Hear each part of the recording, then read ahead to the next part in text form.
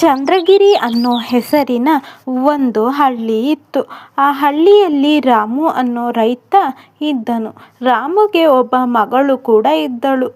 ರಾಮುಗೆ ಮಗಳು ಸೀತಾಳನ್ನು ಬಿಟ್ಟರೆ ಬೇರೆ ಯಾರೂ ಸಂಬಂಧಿಕರು ಇರಲಿಲ್ಲ. ರಾಮುವಿನ ಪತ್ನಿ ಸ್ವರ್ಗಸ್ಥಳಾದಳು. ರಾಮುವಿನ ಹೆಂಡತಿ ಹೋದ ನಂತರ ಅವಳ ಮಗಳಿಗೆ ಅವನೇ ಎಲ್ಲ ಆಗಿದ್ದನು. ರಾಮು ಬಳಿ ಒಂದು ಚಿಕ್ಕ ಹೊಲ ಇತ್ತು. ಆ ಹೊಲದಿಂದಲೇ ರಾಮು ಮತ್ತು ಅವಳ ಮಗಳು ಜೀವನ ನಡೆಸುತ್ತಿದ್ದರು. ಹೀಗಿರುವಾಗ ಆ ಹಳ್ಳಿಯಲ್ಲಿ ಮಳೆ ಬಾರದೆ ಬರಗಾಲ ಬಂದು ಬಿಟ್ಟಿತು. ಹೊಲ ಗದ್ದೆ ಎಲ್ಲವೂ ಒಣಗಿ ಹೋಯಿತು. ಆ ಹಳ್ಳಿಯ ಕೆರೆಗಳು ಕೂಡ ಬತ್ತಿ ಹೋಯಿತು. ಇದರಿಂದಾಗಿ ರಾಮು ಬಳಿ ಹಣವಿಲ್ಲದಂತೆ ಆಯಿತು. ಸೀತಾಳ ಶಾಲೆ ಶುಲ್ಕ ಕಟ್ಟದ ಕಾರಣ ಸೀತಾಳನ್ನು ಶಾಲೆಯಿಂದ ಹೊರಹಾಕಿದರು. ರಾಮುಗೆ ತುಂಬ ಚಿಂತೆಯಾಯಿತು.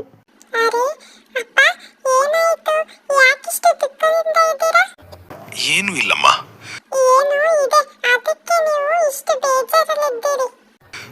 ಅದು ಈ ವರ್ಷ ಬರಗಾಲ ಬಂದು ನಮ್ಮ ಹೊಲದಲ್ಲಿ ಬೆಳೆ ಬೆಳೆಯಲಾಗ್ಲಿಲ್ಲ. ಆದ್ರಿಂದ ನಿನ್ನ ಶಾಲಾ ಶುಲ್ಕ ಕಟ್ಟಕ್ಕಾಗ್ಲಿಲ್ಲ.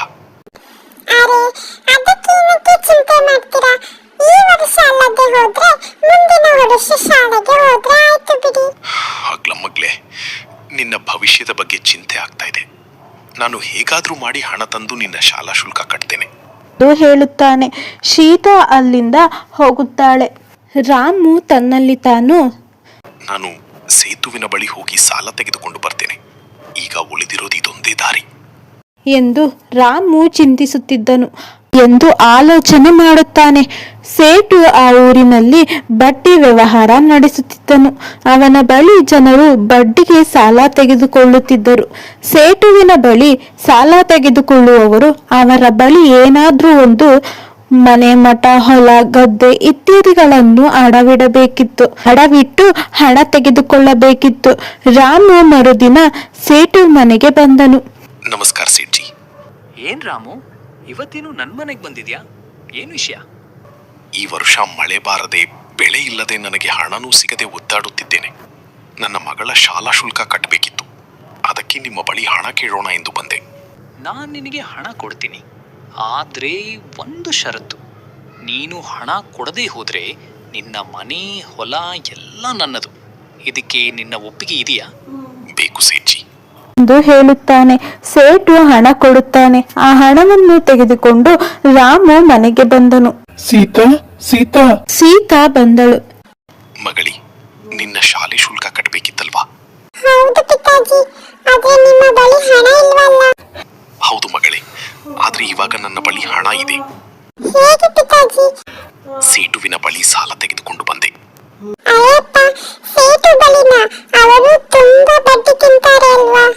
ಹೌದು ಮಗಳೇ, ಆದ್ರೆ ನಿನ್ನ ಶಾಲಾ ಶುಲ್ಕ ಕಟ್ಟಲೇಬೇಕಿತ್ತಲ್ವಾ? ಅದಕ್ಕೆ ನಾನು ಅವನ ಬಳಿ ಸಾಲ ತೆಗೆದುಕೊಂಡು ಬಂದೆ. ರಾಮು ಸೀತಾಳ ಶಾಲೆಯ ಶುಲ್ಕ ಕಟ್ಟುತ್ತಾನೆ. ಸೀತಾ ಮರಳಿ ಶಾಲೆಗೆ ಹೋಗುತ್ತಾಳೆ. ಇತ್ತ ಹಳ್ಳಿಯಲ್ಲಿ ಮಳೆ ಬಾರದ ಕಾರಣ ರಾಮು ಹೊಲದಲ್ಲಿ ಕೆಲಸ ಮಾಡಲು ಸಾಧ್ಯವಾಗಲಿಲ್ಲ. ರಾಮು ಒಂದು ಯೋಚನೆ ಮಾಡಿದನು. ಮರುದಿನ ರಾಮು ಒಂದು ತರಕಾರಿ ಮಾರೋ ತಳ್ಳುಗಾಡಿಯನ್ನು ಮಾಡಿಕೊಂಡನು. ರಾಮು ತರಕಾರಿ ಮಾಡುವ ವ್ಯಾಪಾರವನ್ನು ಪ್ರಾರಂಭಿಸಿದನು. ತರಕಾರಿ, ಸೊಪ್ಪು ತರಕಾರಿ ತಗೊಳ್ಳಿ ಅಮ್ಮ. ತರಕಾರಿ ಏನಪ್ಪ, ತರಕಾರಿ ಕೆಜಿಗೆ ಎಷ್ಟು? ಕೆಜಿ 40 ರೂಪಾಯಿ. ಸರಿ, ಆಲೂ 1 ಕೆಜಿ, ಬೆಂಡೆಕಾಯಿ 1 ಕೆಜಿ, ಎಲ್ಲವನ್ನು ಕೊಡು. ಸರಿ ಅಕ್ಕ. ರಾಮು ತರಕಾರಿ ವ್ಯಾಪಾರ ಮಾಡ್ತಿರೋದು ಸೇಟುಗೆ ತಿಳಿದು ರಾಮುವಿನ ಬಳಿ ಬಂದನು. ವ್ಯಾಪಾರ ಚೆನ್ನಾಗಿ ಆಗ್ತಾ ಇದೆ ಅಂತ ಅನ್ಸುತ್ತೆ. ಸರಿ ಅಕ್ಕ. ಹೌದು ಸೇಠ್ಜಿ, ಈ ಬಾರಿ ನಮ್ಮ ಹಳ್ಳಿಗೆ ಮಳೆ ಬಂದಿಲ್ಲ. ಅದಕ್ಕೆ ತರಕಾರಿ ವ್ಯಾಪಾರ ಪ್ರಾರಂಭಿಸಿದ್ದೀನಿ. ನನ್ನ ಬಳಿ ತೆಗೆದುಕೊಂಡ ಸಾಲದ ಬಡ್ಡಿಯನ್ನು ಸರಿಯಾದ ಸಮಯಕ್ಕೆ ಕೊಡು. ಇಲ್ಲ ಮನೆ, ಹೊಲ ನನ್ನದು. ನೆನಪಿದೆಯಲ್ಲ? ನಾನು ಸರಿಯಾದ ಸಮಯಕ್ಕೆ ಕೊಡುತ್ತೇನೆ ಎಂದು ಹೇಳುತ್ತಾನೆ. ಸೇಟು ಅಲ್ಲಿಂದ ಹೋಗುತ್ತಾನೆ. ರಾಮು ತರಕಾರಿ ವ್ಯಾಪಾರ ತುಂಬಾ ಚೆನ್ನಾಗಿ ಆಗುತ್ತಿತ್ತು. ರಾಮುಗೆ ಹಣ ಕೂಡ ಸಿಗುತ್ತಿತ್ತು. ರಾಮು ವ್ಯಾಪಾರ ಮುಗಿಸಿ ಮನೆಗೆ ಬಂದನು. ಆ ದಿನ ಅವನಿಗೆ ಸಾಕಷ್ಟು ಹಣ ಸಿಕ್ಕಿತು. ರಾಮು ತರಕಾರಿ ವ್ಯಾಪಾರಕ್ಕೆ ಹೋಗುತ್ತಾನೆ. ಆ ದಿನ ಕೂಡ ತರಕಾರಿ ವ್ಯಾಪಾರ ಚೆನ್ನಾಗಿ ಆಗುತ್ತದೆ. ಹೀಗೆ ಕೆಲವು ದಿನಗಳು ಕಳೆಯಿತು. ರಾಮುಗೆ ತರಕಾರಿ ವ್ಯಾಪಾರ ಅವನ ಕೈ ಹಿಡಿಯಿತು. ಅವನಿಗೆ ಸಾಕಷ್ಟು ಹಣ ಕೂಡ ದೊರೆಯಿತು. ರಾಮು ಆ ಹಣದಿಂದ ಸೇಟುವಿಗೆ ಬಡ್ಡಿ ಸರಿಯಾದ ಸಮಯಕ್ಕೆ ಕೊಡುತ್ತಿದ್ದನು. ಇದು ಸೇಟುವಿನಿಂದ ಸಹಿಸಿಕೊಳ್ಳಲು ಆಗಲಿಲ್ಲ. ಅದಕ್ಕೆ ಸೇಟು ತನ್ನ ಆಪ್ತ ಉಮಾಪತಿಯನ್ನು ಕರೆದು ಅವನ ಬಳಿ ಹೇಳುತ್ತಾನೆ. ಸೇಟು ಮತ್ತು ಉಮಾಪತಿ ರಾಮುವಿನ ವ್ಯಾಪಾರ ಹಾಳು ಮಾಡಲು ಪ್ರಾರಂಭಿಸಿದರು. ಮರುದಿನ ರಾಮು ವ್ಯಾಪಾರಕ್ಕೆ ಹೋದನು. ಆ ದಿನ ಅವನಿಗೆ ತರಕಾರಿ ಅಷ್ಟೇನು ವ್ಯಾಪಾರ ಆಗಲಿಲ್ಲ. ರಾಮು ಸಂಜೆ ಮನೆಗೆ ಬಂದನು. ಇವತ್ತು ಅಷ್ಟೊಂದು ವ್ಯಾಪಾರ ಆಗ್ಲಿಲ್ಲ. ನನಗೂ ಯಾಕೂ ಅವನ ಮೇಲೆ ಅನುಮಾನ.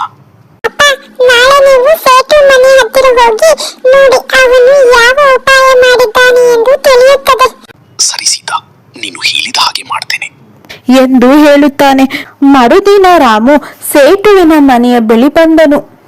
ಆ ಸಮಯದಲ್ಲಿ ಸೇಟು ಮತ್ತು ಉಮಾಪತಿ ಮಾತನಾಡುತ್ತಿದ್ದರು.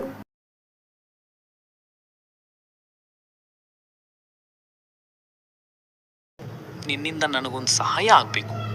ರಾಮು ನನ್ನ ಬಳಿ ಸಾಲ ತೆಗೆದುಕೊಂಡಿದ್ದಾನೆ, ಆದರೆ ಬಡ್ಡಿ ಸರಿಯಾಗಿ ಕೊಡುತ್ತಿದ್ದಾನೆ.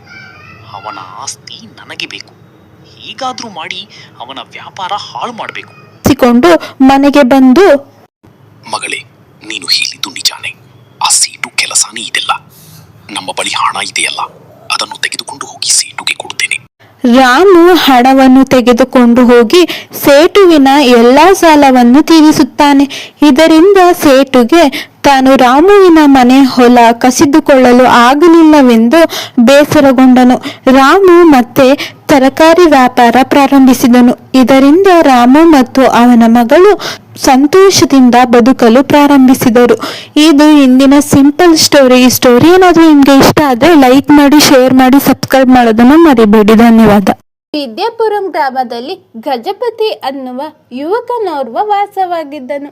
ಗಜಪತಿಗೆ ಅಪ್ಪ ಅಮ್ಮ ತನ್ನೋರು ಅನ್ನುವ ಯಾವ ಸಂಬಂಧ ಕೂಡ ಇರಲಿಲ್ಲ. ಗಜಪತಿ ತುಂಬ ಬುದ್ಧಿವಂತ, ಧೈರ್ಯಶಾಲಿ ಹಾಗೂ ಕಷ್ಟದಲ್ಲಿ ಇರುವವರಿಗೆ ಸಹಾಯ ಮಾಡುವ ಮನೋಭಾವವನ್ನು ಹೊಂದಿದ್ದನು. ಗಜಪತಿ ಯಾರೇ ಕಷ್ಟದಲ್ಲಿ ಇದ್ದಾರೆ ಎಂದರೆ ಅವರಿಗೆ ಸಹಾಯ ಮಾಡುತ್ತಿದ್ದನು. ಗಜಪತಿ ವಿದ್ಯಾಭ್ಯಾಸ ಮಾಡಿ ಒಳ್ಳೆ ಕೆಲಸದಲ್ಲೇನೂ ಇರಲಿಲ್ಲ. ಬದಲಿಗೆ ಒಂದು ಚಿಕ್ಕ ಕೆಲಸ ಮಾಡಿಕೊಂಡು ಜೀವನ ಸಾಗಿಸುತ್ತಿದ್ದನು. ಗಜಪತಿ ಕೆಲಸಕ್ಕೆಂದು ಹೋಗುವ ದಾರಿಯಲ್ಲಿ ಒಬ್ಬ ಬಡ ವಯಸ್ಸಾದ ವೃದ್ಧನ ಹಣವನ್ನು ಒಬ್ಬ ಕಳ್ಳ ಕಸಿದುಕೊಂಡು ಹೋಗಿ ಓಡಿ ಹೋಗುತ್ತಿದ್ದನು. ಇದನ್ನು ನೋಡಿ, ಕಳ್ಳ ಇಟ್ಕೊಳ್ಳಿ, ನನ್ನ ಹಣ ಕಸಿದುಕೊಂಡು ಓಡಿ ಹೋಗುತ್ತಿದ್ದಾನೆ ಎಂದು ಜೋರಾಗಿ ಕೂಗಿಕೊಂಡು ಓಡಿ ಬರುತ್ತಿದ್ದನು. ಯಾಕಯ್ಯ, ಏನಾಯಿತು? ಇಷ್ಟೊಂದು ಜೋರಾಗಿ ಕೂಗಿಕೊಂಡು ಬರುತ್ತಿದ್ದೀರಲ್ಲ? ಕಳ್ಳ ಕಣಪ್ಪ, ನನ್ನ ಹಣ ಕಸಿದುಕೊಂಡು ಹೋಗಿದ್ದಾನೆ. ಏನು ಯೋಚಿಸಬೇಡಿ, ನಾನು ನಿಮ್ಮ ಹಣವನ್ನು ಹಿಂತೆಗೆದುಕೊಂಡು ಬರುತ್ತೇನೆ ಎಂದು ಹೇಳಿ ಕಳ್ಳನ ಹಿಂದೆ ಓಡಿ ಹೋದನು. ಓಡುವ ಭರದಲ್ಲಿ ಒಬ್ಬ ಋಷಿಗೆ ಗುದ್ದಿ ಬೀಳಿಸಿದನು. ಋಷಿ ಕೋಪದಲ್ಲಿ, ಹೇ ಮಾನವ, ನನ್ನನ್ನೇ ಗುದ್ದಿ ನೆಲಕ್ಕೆ ಬೀಳಿಸಿದ್ದೀಯಾ? ನಿನ್ನ ಮದುವೆಯಾಗುವ ಹುಡುಗಿಯೊಬ್ಬಳು ಕಳ್ಳಿಯಾಗಿರಲಿ, ಅವಳನ್ನು ಮದುವೆಯಾಗಿ ನೀನು ಕೂಡ ಕಳ್ಳನಾಗುವೆ. ಇದು ನನ್ನ ಶಾಪ. ಋಷಿ ಮುನಿಗಳೇ, ದಯವಿಟ್ಟು ಕ್ಷಮಿಸಿ. ನಾನು ಓಡುವ ಭರದಲ್ಲಿ ಈ ಅತಾಚೂರ್ಯ ನಡೆಯಿತು. ದಯವಿಟ್ಟು ಕ್ಷಮಿಸಿ. ನಾನು ಬೇಕು ಎಂದು ನಿಮಗೆ ಗುದ್ದಲಿಲ್ಲ. ಯಾರೋ ಒಬ್ಬ ಕಳ್ಳತನ ಮಾಡಿಕೊಂಡು ಓಡಿ ಹೋಗುತ್ತಿದ್ದನು. ಅವನನ್ನು ಹಿಡಿಯಲು ಹೋಗಿ ಕ್ಷಮಿಸಿ. ನೀನು ನನ್ನ ಬೀಳಿಸಿದಲ್ಲದೆ ಆ ಅಬದ್ಧವನ್ನು ನುಡಿಯುತ್ತಿದ್ದೀಯ. ಆ ಹುಡುಗ ಹೇಳುತ್ತಿರುವುದು ನಿಜ. ಯಾರೋ ಒಬ್ಬ ಕಳ್ಳ ನನ್ನ ಹಣವನ್ನು ಕಸಿದುಕೊಂಡು ಓಡಿ ಹೋಗುತ್ತಿದ್ದನು. ಅವನನ್ನು ಹಿಡಿಯಲು ಹೋಗಿ ನಿಮಗೆ ತಪ್ಪಾಗಿ ಗುದ್ದಿದನು. ದಯಮಾಡಿ ನಿಮ್ಮ ಶಾಪವನ್ನು ಹಿಂತೆಗೆದುಕೊಳ್ಳಿ. ನಾನು ಒಂದು ಸಾರಿ ಶಾಪವನ್ನು ನೀಡಿದ ಮೇಲೆ ಅದನ್ನು ಹಿಂತೆಗೆದುಕೊಳ್ಳಲಾಗುವುದಿಲ್ಲ. ಆದರೆ ಶಾಪ ವಿಮೋಚನೆ ಹೇಗೆ ಮಾಡೋದು ಎಂದು ಹೇಳಬಲ್ಲೆ. ದಯಮಾಡಿ ಹೇಳಿ ಸ್ವಾಮಿ. ಯಾವುದೇ ಒಂದು ಹುಡುಗಿ ನಿನ್ನನ್ನು ಪ್ರೇಮಿಸಿ ವಿವಾಹವಾದರೆ ನಾನು ಕೊಟ್ಟ ಶಾಪ ವಿಮೋಚನೆಯಾಗುತ್ತದೆ ಎಂದು ಹೇಳಿದರು. ಗಜಪತಿ ವಾಸವಾಗಿದ್ದ ಗ್ರಾಮದ ಪಕ್ಕ ವಿಂಧ್ಯ ಗ್ರಾಮ ಇತ್ತು. ಆ ಗ್ರಾಮದಲ್ಲಿ ಗಮ್ಯ ಅನ್ನುವ ಹುಡುಗಿಯೊಬ್ಬಳು ಇದ್ದಳು. ಗಮ್ಯಳಿಗೆ ತನ್ನ ಮನೆಯಲ್ಲಿ ಮದುವೆ ಮಾಡಲು ಹುಡುಗನನ್ನು ಹುಡುಕುತ್ತಿದ್ದರು. ಆದರೆ ಗಮ್ಯನಿಗೆ ಯಾವ ಹುಡುಗ ಕೂಡ ಹಿಡಿಸುವುದಿಲ್ಲ. ಗಮ್ಯನಿಗೆ ತನ್ನ ಹುಡುಗ ಒಬ್ಬ ಸಾಧಾರಣ, ಸುಂದರ, ಒಳ್ಳೆ ಗುಣವಿರುವ ಹುಡುಗನನ್ನು ಮದುವೆಯಾಗಬೇಕು ಎಂದು ಇಚ್ಛಿಸುತ್ತಿದ್ದಳು. ಒಂದು ದಿನ ಗಜಪತಿ ಕೆಲಸಕ್ಕೆಂದು ವಿಂಧ್ಯ ಗ್ರಾಮಕ್ಕೆ ಬಂದಿದ್ದನು. ಗಮ್ಯ ಕಾಣಿಸಿಕೊಂಡಳು. ಗಜಪತಿಗೆ ವಿಂಧ್ಯ ತುಂಬಾನೇ ಇಷ್ಟ ಆದಳು. ಗಜಪತಿ ಬರುವ ದಾರಿಯಲ್ಲಿ ಗಮ್ಯ ಗಜಪತಿಯನ್ನು ನೋಡಿದಳು. ಅವಳಿಗೆ ಗಜಪತಿ ಹಿಡಿಸಿದನು. ಆದರೆ ಇವನು ಒಳ್ಳೆ ಹುಡುಗನ ಇಲ್ಲ ಗುಣನಡತೆ ಹೇಗಿರಬಹುದು ಎಂದು ತಿಳಿದುಕೊಳ್ಳಲು ಯೋಚಿಸಿದಳು. ಗಜಪತಿ ಅಲ್ಲಿದ್ದ ವೃದ್ಧೆಯೊಬ್ಬರಿಗೆ ನಡೆಯಲು ಆಗುತ್ತಿರಲಿಲ್ಲ. ಗಜಪತಿ ಅವರಿಗೆ ನಡೆಯಲು ಸಹಾಯ ಮಾಡಿದನು. ಹಾಗೆ ಆ ಬಡ ವೃದ್ಧೆಗೆ ತಿನ್ನಲು ಕೊಡುತ್ತಾನೆ. ಅದನ್ನು ನೋಡಿದ ಗಮ್ಯಳಿಗೆ ಗಜಪತಿಯ ನಡವಳಿಕೆ ತುಂಬಾನೇ ಇಷ್ಟವಾಗುತ್ತದೆ. ಅವಾಗಿನಿಂದ ಗಮ್ಯ ಗಜಪತಿಯನ್ನು ಪ್ರೇಮಿಸಲು ಶುರು ಮಾಡಿದಳು.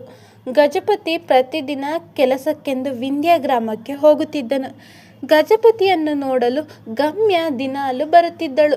ಮರೆಯಲ್ಲಿ ನಿಂತು ಅವನನ್ನು ನೋಡಿಕೊಂಡು ಹೋಗುತ್ತಿದ್ದಳು. ಒಂದಷ್ಟು ದಿನ ಹೀಗೆ ಕಳೆಯಿತು. ಗಮ್ಯ ಗಜಪತಿ ಹತ್ತಿರ ಬಂದು ತನ್ನ ಪ್ರೇಮವನ್ನು ಹೇಳಿಕೊಂಡಳು. ಗಜಪತಿ ಕೂಡ ಅವಳನ್ನು ಪ್ರೇಮಿಸುತ್ತಿದ್ದೇನೆ ಎಂದು ಹೇಳಿದನು. ನಂತರ ಅವರಿಬ್ಬರು ಮದುವೆ ಮಾಡಿಕೊಂಡರು. ಆ ಋಷಿವರ್ಯ ಬಂದು ಗಜಪತಿಗೆ ಕೊಟ್ಟಿದ್ದ ಶಾಪ ವಿಮೋಚನೆಯಾಗಿದೆ ಎಂದು ತಿಳಿಸಿದರು. ಗಜಪತಿ ಗಮ್ಯಳ ಜೋಡಿ ತುಂಬ ಸಂತೋಷದಿಂದ ಜೀವನ ನಡೆಸುತ್ತಿದ್ದರು. ಕೋಪದಲ್ಲಿ ಹೇಳಿದ ಮಾತು ಬದುಕನ್ನೇ ಬದಲಾಯಿಸಬಹುದು, ಸಂಬಂಧವನ್ನು ಮುರಿಸಬಹುದು, ವಿಶ್ವಾಸವನ್ನು ಒಡೆಯಬಹುದು, ಮನಸ್ಸಿನ ಬೆಳಕನ್ನು ಕತ್ತಲೆಯನ್ನಾಗಿ ಮಾಡಬಹುದು. ಆದರೆ ಅದಕ್ಕೆ ಕೋಪ ಮುಖ್ಯವಲ್ಲ. ಕೋಪದ ಸಮಯದಲ್ಲಿ ನಾವೇನು ಹೇಳ್ತೀವಿ ಅದು ಮುಖ್ಯ. ಶಿವರಾಂಪುರದಲ್ಲಿ ಸೀನು ಅನ್ನೋ ಬಡ ರೈತ ತನ್ನ ಶ್ರೀಮತಿ ರಶ್ಮಿ ಜೊತೆ ಒಂದು ಚಿಕ್ಕ ಗುಡಿಸಲಲ್ಲಿ ವಾಸವಾಗಿದ್ದನು.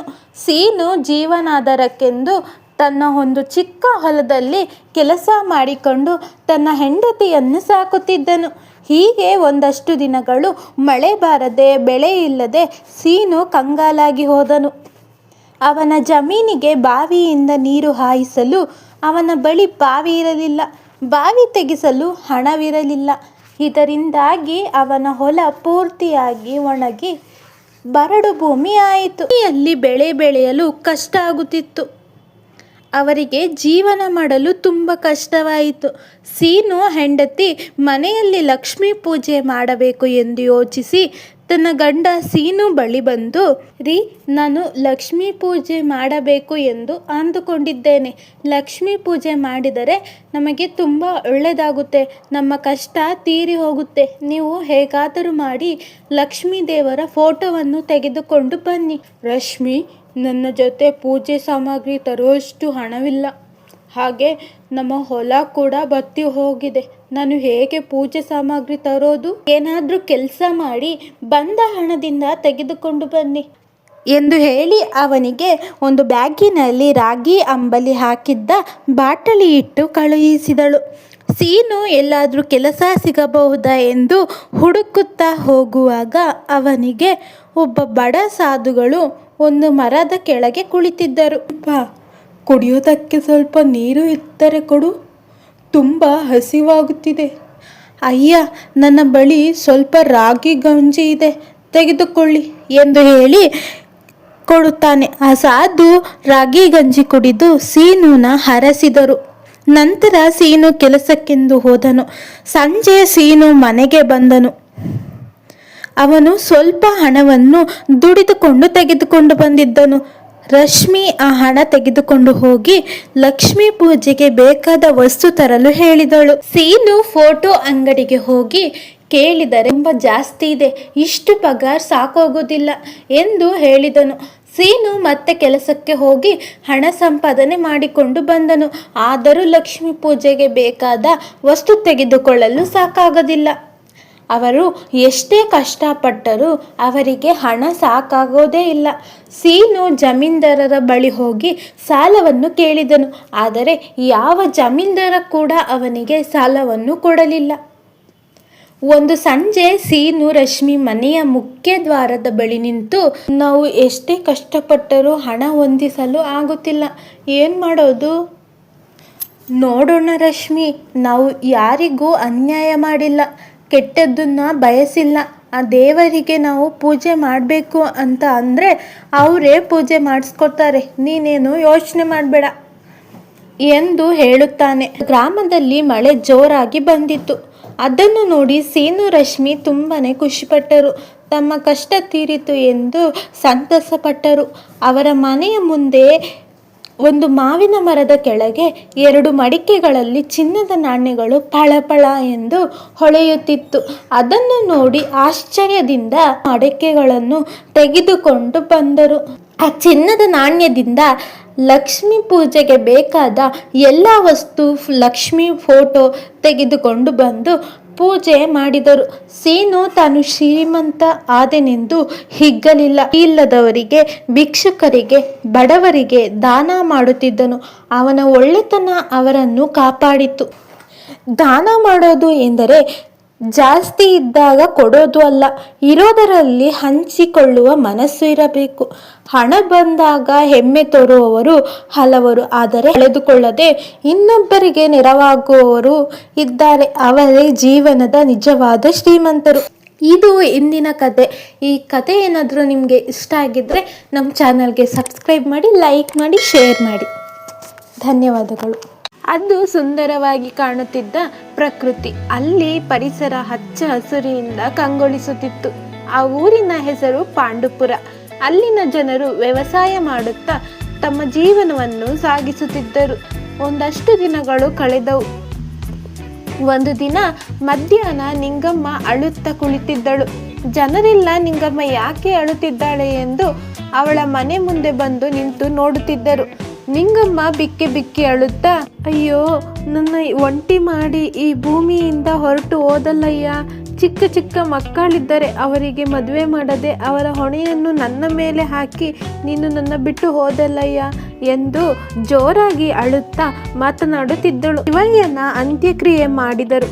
ನಿಂಗಮ್ಮ ತುಂಬ ಕಷ್ಟಪಟ್ಟು ಅವರ ಮಕ್ಕಳನ್ನು ಬೆಳೆಸಿ ದೊಡ್ಡವರನ್ನಾಗಿ ಮಾಡಿದಳು. ನಿಂಗಮ್ಮನಿಗೆ 2 ಗಂಡು ಮಕ್ಕಳು. ಅವರನ್ನು ತುಂಬ ಚೆನ್ನಾಗಿ ಓದಿಸಿದ್ದಳು.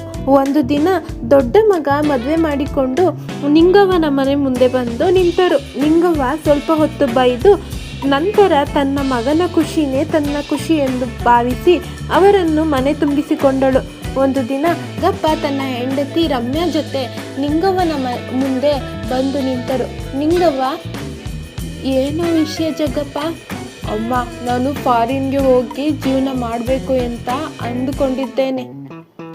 ಮಗನೇ, ನೀನು ಫಾರಿನ್ಗೆ ಹೋದರೆ ಇಲ್ಲಿರುವ ಹೊಲ ಗದ್ದೆನ ಯಾರು ನೋಡ್ಕೋತಾರೆ? ಶ್ರೀಧರ ಇನ್ನೂ ತುಂಬ ಚಿಕ್ಕವನು. ನೀನು ಹೋದರೆ ನಮ್ಮನ್ನು ಯಾರು ನೋಡಿಕೊಳ್ಳುತ್ತಾರೆ? ಇಲ್ಲ ಅಂದರೆ ನಮ್ಮನ್ನು ನಿನ್ನ ಜೊತೆಗೆ ಕರೆದುಕೊಂಡು ಹೋಗು ಎಂದು ಹೇಳುತ್ತಾಳೆ. ಆಗ ಜಗ್ಗಪ್ಪನ ಹೆಂಡತಿ ರಮ್ಯಾ ಜಗ್ಗಪ್ಪನನ್ನು ಪಕ್ಕಕ್ಕೆ ಕರೆದುಕೊಂಡು ಹೋಗಿ ಅವರನ್ನು ಇಲ್ಲೇ ಬಿಟ್ಟು ತಾವು ಫಾರಿನ್ಗೆ ಹೋಗಬೇಕು ಎಂದು ಹೇಳುತ್ತಾಳೆ. ನಿಂಗವ್ವ ರಮ್ಯನ ಮಾತು ಕೇಳಿಸಿಕೊಂಡು ಅವರನ್ನು ಫಾರಿನ್ಗೆ ಹೋಗಲು ಹೇಳಿದಳು. ಒಂದಷ್ಟು ವರ್ಷಗಳು ಕಳೆದವು. ನಿಂಗವ್ವ ಒಂದು ಒಳ್ಳೆ ಹುಡುಗಿನ ಹುಡುಕಿ ಚಿಕ್ಕ ಮಗ ಬಲರಾಮನಿಗೆ ಮದುವೆ ಮಾಡಿದಳು. ಬಲರಾಮನ ಹೆಂಡತಿ ಪ್ರಿಯಾ ಕೂಡ ತಾವು ಹೊರದೇಶಕ್ಕೆ ಹೋಗಬೇಕು ಎಂದು ಪಟ್ಟು ಹಿಡಿದರು. ಅವರು ಕೂಡ ಫಾರಿನ್ಗೆ ಹೋದರು. ಇತ್ತ ನಿಂಗವ್ವ ಒಬ್ಬಳೇ ಜೀವನ ನಡೆಸುತ್ತಿದ್ದಳು. ಒಂದು ದಿನ ನಿಂಗವ್ವನಿಗೆ ತುಂಬ ಆರೋಗ್ಯದ ಸಮಸ್ಯೆಯಾಗಿ ಮನೆಗೆಯೇ ಬಿಟ್ಟಳು. ಅವಳ ಪಕ್ಕದ ಮನೆಯ ಹುಡುಗ ಬಂದು ನಿಂಗವ್ವನ ಪರಿಸ್ಥಿತಿಯನ್ನು ಕಂಡು ಮರುಗಿದನು. ನಿಂಗವ್ವ ತನ್ನ ಮಕ್ಕಳಿಗೆ ವಿಷಯ ತಿಳಿಸಿ ಬರಲು ಹೇಳಿದಳು. ಆ ವ್ಯಕ್ತಿ ನಿಂಗವ್ವನ ಮಕ್ಕಳಿಗೆ ವಿಷಯವನ್ನು ತಿಳಿಸಿ ಕರೆಸಿದನು. ನಿಂಗವ್ವನ ಮಕ್ಕಳು ಮನೆಗೆ ಬಂದರು. ಅವ್ವ ತನ್ನ 2 ಮಕ್ಕಳಲ್ಲಿ ಒಬ್ಬರು ತನ್ನನ್ನು ಕರೆದುಕೊಂಡು ಹೋಗಲು ಹೇಳಿದಳು. ಜಗಪ್ಪ, ಬಲರಾಮ ಅವರಿಬ್ಬರ ಹೆಂಡತಿಯರು ನೀನು ಕರ್ಕೊಂಡೋಗು ಎಂದು ಜಗಳ ಮಾಡ್ತಿದ್ದರು. ಆಗ ನಿಂಗವ್ವ, ನೀವು ನನ್ನನ್ನು ಕರ್ಕೊಂಡೋಗಿಲ್ಲ ಅಂದರೂ ಪರವಾಗಿಲ್ಲ, ಆದರೆ ಜಗಳ ಮಾತ್ರ ಆಡಬೇಡಿ. ನಾನು ಎಲ್ಲಾದರೂ ಅನಾಥಾಶ್ರಮಕ್ಕೆ ಅಥವಾ ಎಲ್ಲಾದರೂ ಹೋಗ್ತೀನಿ, ನೀವು ಚೆನ್ನಾಗಿರಿ ಎಂದು ಹೇಳುತ್ತಾಳೆ. ನಿಂಗವನ ಮಾತು ಕೇಳಿ ಜಗಪ್ಪ ಮತ್ತು ಬಲರಾಮನಿಗೆ ತುಂಬ ನೋವುಂಟು ಮಾಡುತ್ತದೆ. ಆಗ ಅವರಿಬ್ಬರು ನಿಂಗವನ ಬಳಿ ಕ್ಷಮೆ ಕೇಳಿದರು. ನಂತರ ಅವರೆಲ್ಲ ಒಟ್ಟಾಗಿ ಜೀವನ ಸಾಗಿಸುತ್ತಿದ್ದರು. ನಿಂಗವ್ವ ಪೂರ್ತಿಯಾಗಿ ಹುಷಾರಾಗಿ ಮಕ್ಕಳು ಮತ್ತು ಸೊಸೆಯಂದರ ಜೊತೆ ಖುಷಿಯಾಗಿ ಜೀವನ ನಡೆಸುತ್ತಿದ್ದಳು. ಇದು ಇಂದಿನ ಸ್ಟೋರಿ. ಈ ಸ್ಟೋರಿ ನಿಮಗೆ ಇಷ್ಟ ಆಗಿದ್ದರೆ ಲೈಕ್ ಮಾಡಿ, ಶೇರ್ ಮಾಡಿ, ಸಬ್ಸ್ಕ್ರೈಬ್ ಮಾಡೋದನ್ನು ಮರಿಬೇಡಿ. ಧನ್ಯವಾದಗಳು. ಗಂಗಾ ನದಿ ತೀರದಲ್ಲಿ ಶ್ರೀನಿವಾಸಪುರಂ ಅನ್ನೋ ಚಿಕ್ಕ ಗ್ರಾಮದಲ್ಲಿ ವೆಂಕಯ್ಯ ಅನ್ನೋ ಮೀನು ಮಾರುವ ಮೀನುಗಾರ ತನ್ನ ವಯಸ್ಸಾದ ಹೆಂಡತಿ ಜೊತೆ ವಾಸವಾಗಿದ್ದನು. ವೆಂಕಯ್ಯ ಪ್ರತಿದಿನ ನದಿಯಲ್ಲಿ ಮೀನು ಹಿಡಿದು ಅದನ್ನು ತೆಗೆದುಕೊಂಡು ಹೋಗಿ ಮಾರಿ ಬಂದ ಹಣದಿಂದ ಜೀವನ ಸಾಗಿಸುತ್ತಿದ್ದನು. ವೆಂಕಯ್ಯ ಹಾಗೂ ಪಾರ್ವತಮ್ಮನಿಗೆ ಒಬ್ಬಳೇ ಮಗಳು. ಅವಳನ್ನು ಕೂಡ ಮದುವೆ ಮಾಡಿ ಗಂಡನ ಮನೆಗೆ ಕಳುಹಿಸಿದ್ದರು. ರಾಜಲಕ್ಷ್ಮಿ ಅತ್ತೆ ಮಾವ ಅವಳನ್ನು ತವರು ಮನೆಗೆ ಬರಲು ಬಿಡುತ್ತಿರಲಿಲ್ಲ. ಆದರೂ ರಾಜಲಕ್ಷ್ಮಿ ಒಂದು ದಿನ ಬಂದು ನೋಡಿಕೊಂಡು ಹೋಗ ಬಂದಿದ್ದಳು. ರಾತ್ರಿಯ ಸಮಯ ಆಗಿದ್ದರಿಂದ ರಾಜಲಕ್ಷ್ಮಿಯನ್ನು ವೆಂಕಯ್ಯ ಕರೆದುಕೊಂಡು ಹೋಗಿ ಗಂಡನ ಮನೆಗೆ ಬಿಟ್ಟು ಬರುತ್ತಿದ್ದನು. ಹೀಗೆ ಒಂದು ದಿನ ಪಾರ್ವತಮ್ಮನಿಗೆ ಹುಷಾರಿಲ್ಲದ ಹಾಗೆ ಆಯಿತು. ವೆಂಕಯ್ಯನ ಬಳಿ ಅವಳಿಗೆ ಔಷಧಿ ಕೊಡಿಸಲು ಕೂಡ ಹಣ ಇರಲಿಲ್ಲ. ವೆಂಕಯ್ಯ ಕೆರೆಯ ಬಳಿ ಹೋಗಿ ಬಲೆ ಹಾಕಿ ಮೀನು ಹಿಡಿದ. ಆದರೆ ಆ ದಿನ ಅವರಿಗೆ ಸಾಕಷ್ಟು ಮೀನುಗಳು ಸಿಗಲಿಲ್ಲ. ಸಿಕ್ಕಷ್ಟು ಮೀನುಗಳನ್ನು ತೆಗೆದುಕೊಂಡು ಹೋಗಿ ಮಾರಿ ಬಂದ ಹಣದಿಂದ ಪಾರ್ವತಮ್ಮನಿಗೆ ಔಷಧಿಯನ್ನು ತಂದುಕೊಡುತ್ತಿದ್ದನು. ಆ ದಿನ ಮನೆಯಲ್ಲಿ ಇದ್ದ ಸ್ವಲ್ಪ ಆಹಾರವನ್ನು ಪಾರ್ವತಮ್ಮನಿಗೆ ಕೊಡುತ್ತಾನೆ. ವೆಂಕಯ್ಯ ಮನೆಯ ಮುಂದೆ ಕುಳಿತುಕೊಂಡು ಒಂದು ಪಾತ್ರೆಯಲ್ಲಿ ನಾಯಿಗೆ ಆಹಾರವನ್ನು ಹಾಕಿದನು. ಮಾರನೆಯ ದಿನ ಎಂದಿನಂತೆ ಮೀನು ಹಿಡಿಯಲು ನದಿಯ ಹತ್ತಿರ ಹೋದನು. ವೆಂಕಯ್ಯ ಬಲೆಯನ್ನು ನೀರಿನಲ್ಲಿ ಹಾಕಿದ್ದನು. ಆದರೆ ಎಷ್ಟೋ ಸಮಯ ಕಳೆದರೂ ಒಂದು ಮೀನು ಕೂಡ ಸಿಗಲಿಲ್ಲ. ಅದೇ ನದಿಯಲ್ಲಿ ಮೀನು ಹಿಡಿಯುತ್ತಿದ್ದ ಒಬ್ಬ ಪುರುಷೋತ್ತಮ ಅನ್ನೋ ವ್ಯಕ್ತಿ ವೆಂಕಯ್ಯನಿಗೆ ಹೀಗೆನ್ನುತ್ತಾನೆ. ಓಹೋ ಮುದುಕ, ಆವಾಗಿಂದ ಬರೀ ಅಲ್ಲೇ ಬಲೆ ಹಾಕ್ಕೊಂಡಿದ್ದೀಯ. ಅಲ್ಲಿ ನಿನಗೆ ಮೀನು ಸಿಗೋದಿಲ್ಲ. ನೀನು ಆ ಕಡೆ ಬಲೆ ಹಾಕು, ಮೀನು ತುಂಬ ಸಿಗುತ್ತದೆ ಎಂದು ತಪ್ಪಾಗಿ ಹೇಳುತ್ತಾನೆ. ಆದರೆ ಪಾಪದ ವೆಂಕಯ್ಯ ಪುರುಷೋತ್ತಮನ ಮಾತನ್ನು ನಂಬಿ ಆ ಕಡೆ ಬಲೆ ಹಾಕುತ್ತಾನೆ. ಆದರೆ ಅವನಿಗೆ ಅಲ್ಲಿ ಮೀನು ಬದಲು ಚಪ್ಪಲಿ, ಪ್ಲಾಸ್ಟಿಕ್, ಕಸ ಕಡ್ಡಿಗಳು ಸಿಕ್ಕಿತು. ಇದರಿಂದ ಬೇಸರಗೊಂಡ ವೆಂಕಯ್ಯ ಮತ್ತೆ ಅವನ ಮೊದಲು ಎಲ್ಲಿ ಬಲೆ ಹಾಕುತ್ತಿದ್ದನೋ ಅಲ್ಲಿ ಹೋಗಿ ಬಲೆ ಹಾಕಿ ಮೀನು ಹಿಡಿಯುತ್ತಿದ್ದನು. ಆ ದಿನ ಅವನಿಗೆ ಸ್ವಲ್ಪವೇ ಮೀನುಗಳು ಸಿಕ್ಕಿತು. ಅದನ್ನು ತೆಗೆದುಕೊಂಡು ಮಾರಲು ಹೋದನು. ಮೀನುಗಳೇನೋ ವ್ಯಾಪಾರ ಆಯಿತು, ಔಷಧಿಗೆ ಸರಿ ಹೊಂದಲಿಲ್ಲ. ಇದರಿಂದ ಬೇಸರಗೊಂಡು ಹೋಗುತ್ತಿರುವಾಗ ದಾರಿಯಲ್ಲಿ ಒಬ್ಬ ಭಿಕ್ಷುಕ, ಅಯ್ಯೋ ಅಣ್ಣ, ನಾನು ಊಟ ಮಾಡಿ 2 ದಿನ ಆಯಿತು, ದಯವಿಟ್ಟು ನನಗೆ ಸಹಾಯ ಮಾಡಿ ಎಂದು ಕೇಳುತ್ತಿದ್ದನು. ಆಗ ವೆಂಕಯ್ಯ ಅವನಿಗೆ ಒಂದಷ್ಟು ಬಾಳೆಹಣ್ಣನ್ನು ಕೊಡುತ್ತಾನೆ. ಭಿಕ್ಷುಕ ಬಾಳೆಹಣ್ಣಿನ ಬದಲಾಗಿ ಒಂದಷ್ಟು ಬೀಜಗಳನ್ನು ಕೊಟ್ಟು ಇದನ್ನು ನದಿಯಲ್ಲಿ ಮೀನು ಹಿಡಿಯುವಾಗ ಹಾಕು ಎಂದು ಹೇಳಿ ಕೊಡುತ್ತಾನೆ. ವೆಂಕಯ್ಯ ಮರುದಿನ ಮೀನು ಹಿಡಿಯಲು ಹೋಗಿದ್ದಾಗ ಕೊಟ್ಟ ಬೀಜಗಳನ್ನು ನೀರಿನಲ್ಲಿ ಹಾಕುತ್ತಾನೆ. ಆಗ ಅವನ ಬಲೆಗೆ ಒಂದು ದೊಡ್ಡ ಬಂಗಾರದ ಮೀನು ಸಿಗುತ್ತದೆ. ಅದನ್ನು ಹಿಡಿದುಕೊಂಡು ವೆಂಕಯ್ಯ ಹೋಗುತ್ತಿರುತ್ತಾನೆ. ಆಗ ಪುರುಷೋತ್ತಮ ಬಂದು ವೆಂಕಯ್ಯನನ್ನು ತಳ್ಳಿ ಬೀಳಿಸುತ್ತಾನೆ. ನಂತರ ಆ ಮೀನನ್ನು ಎತ್ತಿಕೊಂಡು ಹೋಗುತ್ತಿರುತ್ತಾನೆ. ಆಗ ಒಂದಷ್ಟು ನಾಯಿಗಳು ಪುರುಷೋತ್ತಮನನ್ನು ಕಚ್ಚಿ ಬೀಳಿಸುತ್ತವೆ. ಜನರು ಪುರುಷೋತ್ತಮನ ಬಳಿ ಹೋಗಿ ನೋಡುತ್ತಿರುತ್ತಾರೆ. ಮತ್ತೆ ಆ ಮೀನನ್ನು ವೆಂಕಯ್ಯ ಮನೆಗೆ ತೆಗೆದುಕೊಂಡು ಹೋಗಿ ಆ ಮೀನನ್ನು ಕತ್ತರಿಸುತ್ತಾನೆ. ಆಗ ಆ ಮೀನಿನಿಂದ ಒಂದು ಡೈಮಂಡ್ ಸಿಕ್ಕಿತು. ಇದರಿಂದ ವೆಂಕಯ್ಯನಿಗೆ ಸಾಕಷ್ಟು ಹಣ ಸಿಕ್ಕಿತು. ವೆಂಕಯ್ಯ ಆ ದಿನ ಮತ್ತೆ ಆ ಭಿಕ್ಷುಕ ಇದ್ದ ಜಾಗಕ್ಕೆ ಹೋಗಿ ನೋಡಿದರೆ ಆ ಭಿಕ್ಷುಕ ಇರಲಿಲ್ಲ.